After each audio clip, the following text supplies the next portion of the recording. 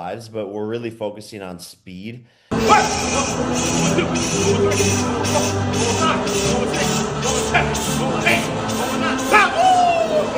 Actually, internally, like I'm the most scared going into a fight that I've actually ever been because I know how good these people are that I'm sparring and being able to see how good they are and knowing how good Tank is.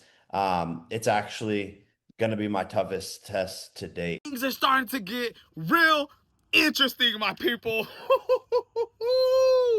Jake Paul is looking fast as hell. That's the fastest that I've ever seen Jake Paul in my life. And the question is, will this be a problem? You guys, if you guys didn't see, Jake Paul just recently did an interview with TMZ. And during this interview, he talks about how for this fight, he's actually working on losing muscle. And not as much on power. I'm not doing as much like weightlifting and all of that stuff. I'm actually trying to like lose some muscle so that I have less weight and so that my punches are coming off faster. Yes, he's working on shedding off that muscle and working on cardio and speed. Speed that we just seen him display this morning, my people. Guys, this is actually really, really great and really, really smart for a guy like Jake Paul, who's going to be going in there against Gervonta Tank Davis. And you guys, we just seen what Gervonta Tank Davis is doing in his training camp, sparring footage, the way he's hitting the mitts. During this interview, Jake Paul says this is the most scared that he's ever been heading into a boxing fight.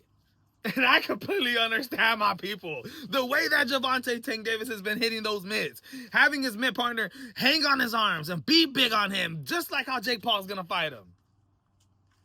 And working on those counter movements and those movements in getting away from a big guy who's grabbing you all the time.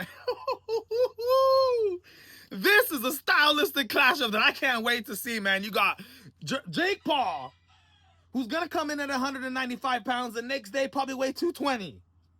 Who's actually losing muscle, though, so he could build this speed. He's already a fast fighter, man. I would say Jake Paul actually does have some hand speed for his weight. And to be making that even faster, I think that's a great idea against somebody who has the reflexes and movement in somebody like Gervonta Tank Davis, my people.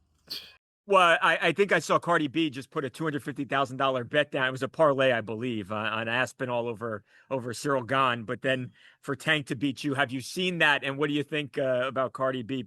Yo.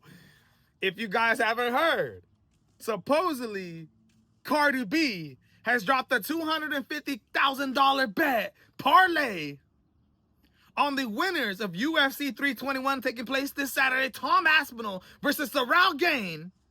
She got Tom Aspinall in her first leg, and to finish that leg, guess who she put $250,000 on? Cardi B. Gervonta Tank Davis, my people. Yo, I want Gervonta Tank Davis to win this fight. You know, a lot of the critics have been getting him a lot of stuff, but on this channel we said, you know what? We'll let you make your money, feed your kids. But after this fight, you need to come back and fight the best. So we want Gervonta Tank Davis to look good and win this fight. But personally, Jake is coming in here underdog money. Been proving the world wrong, even though he's been fighting a bunch of buckets. This is his toughest opponent yet. Even though he's 40 pounds lighter than him. I wouldn't mind to see Jake Paul absolutely shock the world, dude. Yo, it take everybody's money. Where's Snoop Dogg at? Where's Snoop Dogg? Is Snoop Dogg going to be putting money on Jake Paul? Because I know Jake Paul has made Snoop Dogg millions of dollars. So, yo, man, the money's starting to get hot. The fight is coming. You got training footage from both fighters that are coming out. And man, I love the speed that I'm seeing from Jake Paul. And I love the way that Gervonta Tank Davis is training and getting ready for this fight against somebody who's going to be coming in at 225 pounds, my people. This is breaking news, man. I'm out.